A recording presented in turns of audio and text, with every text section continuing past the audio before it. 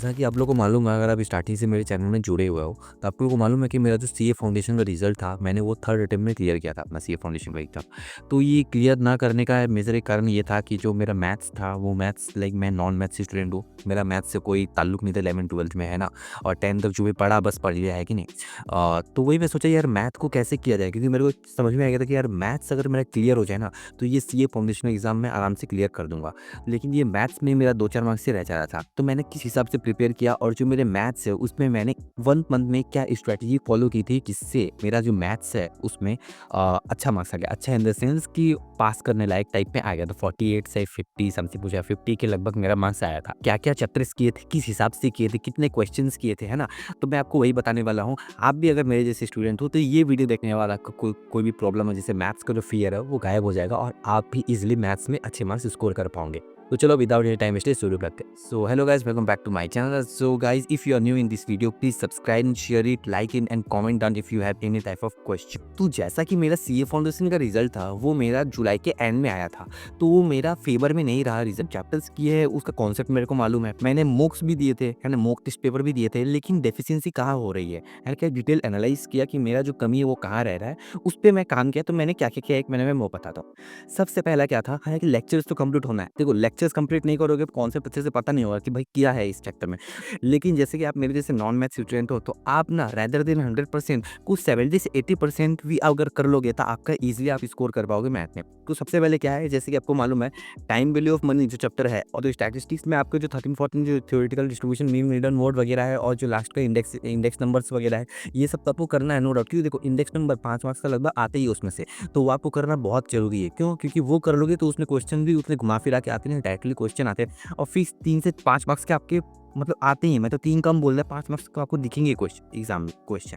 तो आपको ये सब क्वेश्चन छोड़ने नहीं है, है ना? ये सब अभी मैं बेसिकली बोल रहा हूँ कि आपको जो है बेसिकली इनके लेक्चर्स आपको कंप्लीट करने हैं सबसे पहले, ठीक है? क्योंकि ईज़ी है ये। जैसे आप चाह सकते हो रेशियो प्रपोर्शन हो गया, और थोड़े बहुत अगर 10th क्लास तक आप थोड़ी बहुत भी मैथ्स पढ़ी हो तो क्वाड्रेटिक इक्वेशंस भी कर सकते हो, है ना? लीनियर इक्वेशन जो वगैरह है, ये सब आप कर सकते हो, ठीक है ना? तो बेसिकली मतलब क्या है कि अगर आपको अच्छे मार्क्स स्कोर करना है तो सबसे पहले आपको बेसिक उसका लेक्चर्स आपको कंप्लीट करना पड़ेगा। लेक्चर्स कंप्लीट करने के बाद आपका क्या काम रहता है, आईसीएआई मॉड्यूल का जितने भी क्वेश्चन है, देखो अगर नॉन मैथ्स स्टूडेंट हो तो आपको extra ordinary question canvas solve करने नहीं बोलूंगा।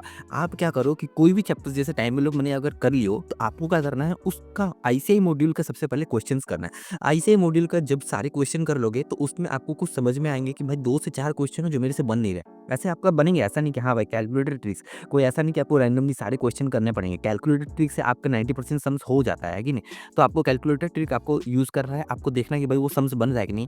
वो सम्स बनाने के बाद आपको 3 से 4 क्वेश्चन दिखेंगे कि भाई ये वाले इंपॉर्टेंट लग रहे हैं, उसको सर्कल कर लेना और 2 से 3 दिन बाद ना आप खुद बनाने का प्रैक्टिस करना, कि बनाने का कोशिश करना कि आपसे वो क्वेश्चन बन रहा है कि नहीं, ठीक है ना? तो ऐसे आप कर सकते हो फर्स्ट टिप। दूसरा क्या होता है कि अगर आप लेक्चर देख लिए और ये आईसीआई मॉड्यूल का क्वेश्चन कर दिए, तो उसके बाद आपको क्या करना है, आपको ना मॉक टेस्ट पेपर लेना है। तो आजकल तो आईसीआई एमसीक्यू का बुकलेट भी प्रोवाइड कर देता है, तो आपको पीवाईक्यू इजीली टेलीग्राम चैनल में मिल जाएगा, है कि नहीं? तो आप क्या करो कि पीवाईक्यू सॉल्व करो कि भाई उस चैप्टर से रिलेटेड क्या-क्या क्वेश्चन आए थे, पीवाईक्यू, मॉक, आरटीपी, ये सब करो, ठीक है ना? ये सब करो, आपको समझ में आ जाएगा कि भाई कौन-कौन से रिपीटेड क्वेश्चन है कि नहीं? रिपीटेड क्वेश्चन कौन-कौन से हैं, आप उसको क्या करो सर्कल कर लो या उसको मार्क आउट कर लो, जिससे क्या हो कि एग्जाम जब होगा ना, तो उससे पहले आप वो क्वेश्चन को पर्टिकुलर क्वेश्चन को देख पाओ। क्योंकि इतने सारे क्वेश्चन है, आप ना एग्जाम के 1.5 दिन पहले आप नहीं देख सकती है भाई, हाँ भाई सारे क्वेश्चन देख ले, है कि नहीं? इंपॉर्टेंट क्वेश्चन देखो और उस टाइम कॉन्सेप्ट ही आप पढ़ते जाओगे। तो आपको ये करना है, 100% में मत जाना, 70 से 80% में जाना, लेकिन अच्छे से करना उसको, ठीक है? उसके बाद फिर क्या होता है, ये तो मैं 2 पॉइंट बता दिया, लेकिन मेन फोकस किस में रहेगा, मेन फोकस मैंने क्या एक्स्ट्रा किया था, है ना, जिससे क्या हुआ कि मेरा मैथ्स में 50 तक मार्क्स आ गया था। मैंने क्या किया था, जैसे उस टाइम तो उतने नहीं थे, लेकिन आजकल यूट्यूब में तो बहुत सारे वीडियो अवेलेबल है। आपको क्या करना है, कोई भी एक रैंडम टीचर जिसको आप पसंद करो, उनका क्या करो, क्वेश्चन प्रैक्टिस सेशन ऑन कर लो। इंडेक्स नंबर है, ठीक है ना? तो इंडेक्स नंबर का आप प्रैक्टिस सेशन खोल लिए, प्रैक्टिस सेशन खोलने के बाद वो 1.5 से 2 घंटा तक का रहेगा, है ना? 1 से 1.5 घंटा तक का रहेगा।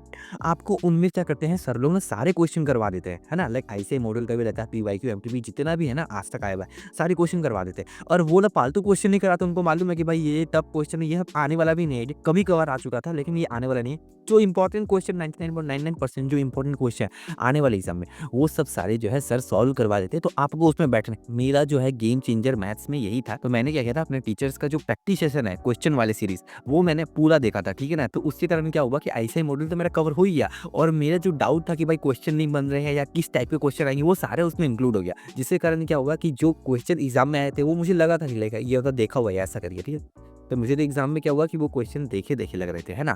तब आपको भी यही करना, पैसा नहीं कि हाँ भाई 10 जगह जा रहे हैं, आपको सब अभी कराया कराया हुआ मिलेगा, है कि नहीं। तो आप कोई भी रैंडमली प्लेलिस्ट जो है आपको अच्छा लगे देख लें। इस हिसाब से आप मैथ्स का प्रैक्टिस करो, आपको 100% जाने का जरूरत नहीं है, लेकिन जितना करो अच्छे से करो। तो इस हिसाब से आप इस स्टेप को फॉलो करके जो मैंने किया था उस हिसाब से आप करके और अच्छा स्कोर कर सकते हो। यार मैं तो नॉन मैथ्स स्टूडेंट हूँ, है ना, मैंने तो कितने सारे चैप्टर्स छोड़ भी दिए थे। तो आपको भी इस हिसाब से करना है और मैथ्स को क्लियर करना है, जिससे कारण वो सी फाउंडेशन क्लियर हो जाए। तो अगर आप मेरे चैनल में नए हो तो प्लीज़ इसे सब्सक्राइब कर दे, शेयर कर दे, लाइक कर दे, तो आप कमेंट कर दे आपको नेक्स्ट टॉपिक किस वीडियो पे चाहिए। तो चलो टिल टाटा बाय बाय।